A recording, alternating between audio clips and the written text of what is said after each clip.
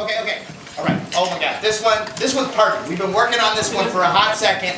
It's got incestuous marriage. I mean, right? Come on. No? You're not into that? Yeah!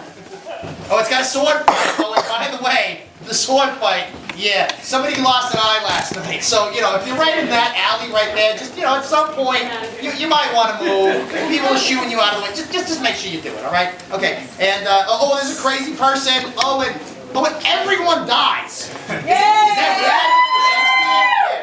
Yeah, and of course it's all in blank verse and like triambic pentameter. What the fuck that means? I don't even know.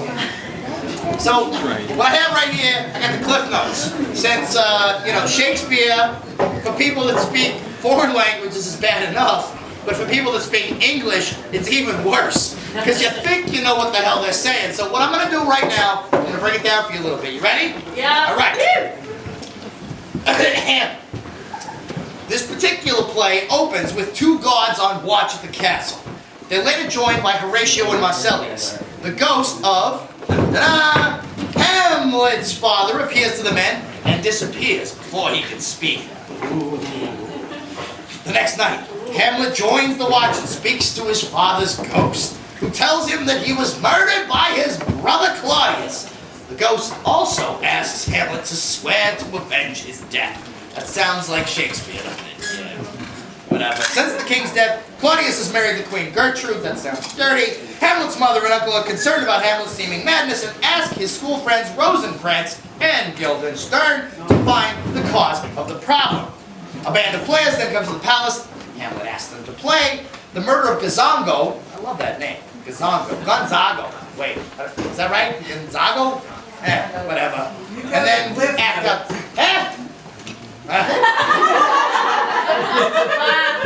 Whatever it is, the play infuriates Claudius, who then storms out like a little bitch. This seems to prove his guilt to Hamlet. Hamlet goes to his mother's room to speak with her. While he's there, he hears Polonius cry out from behind the curtain and stabs blindly. Polonius falls from the curtain, dead. The king then decides that Hamlet is too dangerous to stay in Denmark and sends him to England with Rosencrantz and Guildenstern. Doesn't sound like this is going to work out well. I don't know. But he gives Rosencrantz Guildenstern letters that contain instructions for Hamlet to be put to death in England. What I say, doesn't sound like it's going to work out so well.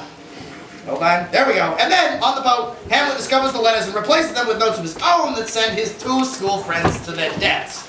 I'm sensing a theme. Upon returning to Denmark, Hamlet finds out Ophelia has drowned. Seeing Hamlet, Laretes blames him for the deaths of Polonius and Ophelia. The king arranges a fight between Laretes and Hamlet, providing a way to accidentally kill Hamlet.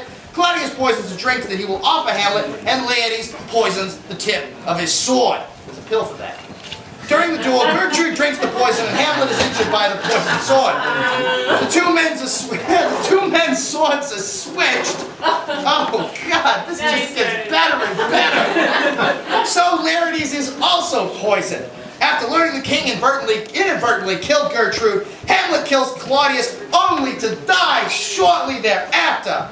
The play ends as Fortinbras and his army march into the castle. Ladies and gentlemen, our version of Hamlet. She's importunate, indeed distract. Her mood will needs be pitied. What would she have? She speaks much of her father. Says she hears there's tricks in the world, and hems and beats her heart. Spurns enviously at straws. Speaks things in doubt that carry but half sense. Her speech is nothing, yet the unshaped use of it doth move the hearers to collection. They yawn at it, and botch the words up fit to their own thoughts, which as her winks and nods and gestures yield them, indeed would make one think there might be thought, though nothing sure yet, much unhappily. 'Twere good you were spoken with. She makes true, dangerous conjectures in ill-breeding minds. Let her come in.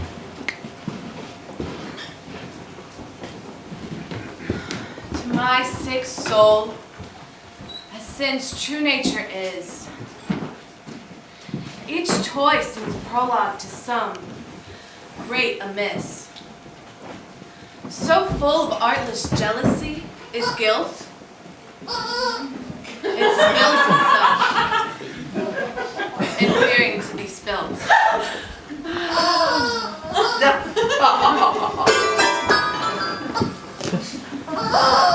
Where is the beauteous majesty of Denmark? How now, Ophelia? How should I, oh true love, know from another one? By his cockle hatted staff and his sandal shoe. Alas, sweet lady, what imports this song? Say you? Nay, pray you, Mark. He is dead and gone, lady. He is dead and gone. At his head a grass green turf, at his heels a stone. Nay, but Ophelia. Pray you, Mark. White his shroud as mountain snow, Alas, larded with sweet flowers. my lord, look here. Which bewept to the grave did not go with true love showers. How do you, pretty lady? Well, God healed you. They say the owl was a baker's daughter. Lord, we know what we are, but we know not what we may be. God be at your table. Conceit upon her father. Pray you, let's have no more words of this. But when they ask you what it means, say you this. Tomorrow is St. Valentine's Day, and in the morning betime, and I made a true window to be your Valentine. Then up he rose and donned his clothes and doffed the chamber door, stepped in the maid, then out the maid, and never departed more. Pretty Ophelia. Indeed, without an oath. What do men want? By Giz and by St. Charity, alack and fie for shame. Young men will do it if they come to it. By cock they are to blame. Quoth she, although you told me, you promised me to wed. He answers, had I not done by yonder sun, and thou hadst not come to my bed. How long hath she bitten us? I hope all will be well. We must be patient. I cannot choose but weep. To think that they laid him in the cold ground. And I thank you all for your good counsel. Come, my coach. Good night. Good night, sweet ladies. Good night. Good night. Follow her close. Give her good watch, I pray you. Oh, this is poisoned of deep grief. And it springs all from her father's death. Now behold. Gertrude. Gertrude, when sorrows come, they come not single spice, but in battalions. First, her father slain. Next, your son gone, and the most violent author of his own just removed. People muddy thick and unwholesome in their thoughts and whispers.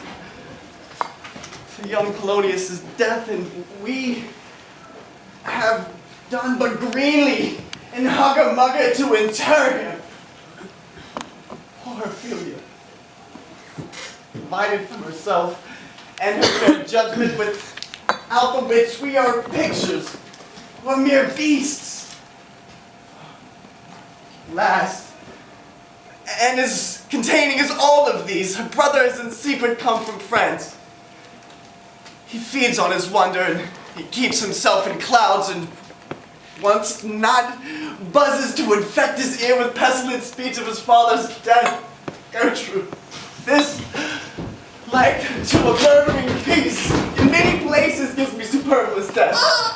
Let her come in!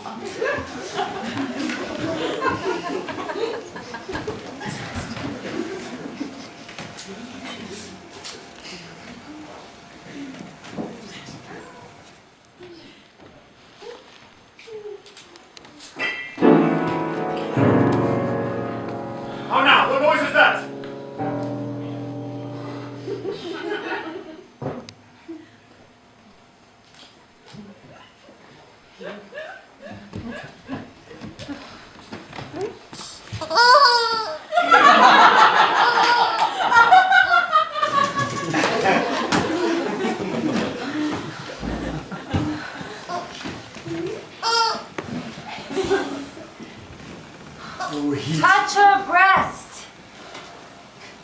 Dry up my brains. Tears 7 times salt.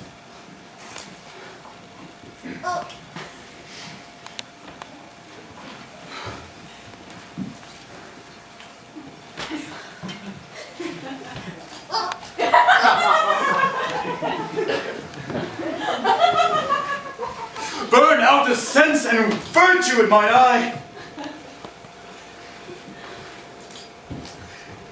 By heaven, thy madness shall be paid by weight, till our scale turn the beam.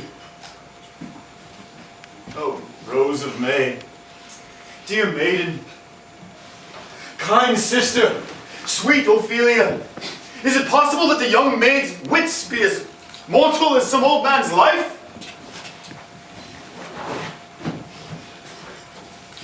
Nature is fine in love, and where it is fine, it sends out some precious instance of itself. After the thing it loves. They bore him barefaced on the bier. Hey, Nonny, Nonny. And in his grave rained many a tear. Fare ye well, my dove. Hadst thou thy wits, and didst persuade revenge, it could not move thus. You must sing. Adown, adown. And the answers, adown ah. Oh, how the wheel becomes it. It is a false steward that stole the master's daughter. This nothing's more the matter. There's rosemary. That's for remembrance. Pray, love, remember. And there's pansies. That's for thoughts. A document in madness. Thoughts and remembrance fitted. There's fennel for you, combines. There's some rue for you. And there's some for me. We may call it Herb of Grace of Sundays. You may wear yours with difference. Here's a daisy for you. I would give you some violets, but they all withered when my father died. They say he made a good end. For bonny sweet Robin is all my joy. Thought and affliction, passion and hell itself. She turns to favor and to prettiness. And will he never come again? Go to thy deathbed. He will never come again. His beard was white as snow. All flax was his wool. He is gone. Cast away lone.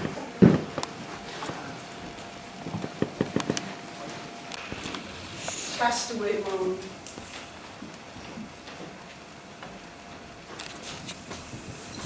God have mercy on his soul, and of all Christian souls. I pray, God. Goodbye, you. I'm gonna